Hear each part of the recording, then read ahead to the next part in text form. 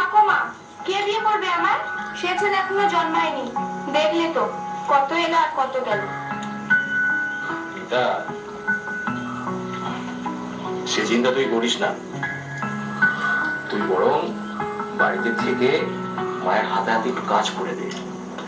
শ্বশুর বাড়িতে কি সবকিছু করতে হবে তো নাকি? বাবা, আমাকে কি বিয়ে দিতেই হবে? আমি কি এতই বোঝা? সে কি, তুই বিয়ে করবি না? সারা জীবন আমাদের ঘরে বসে থাকবি নাকি? হ্যাঁ, পাড়ার লোকজন কি বলবে? লোকে কি বলবে জানি না, তবে আমি বোঝা হতে যাবো কেন?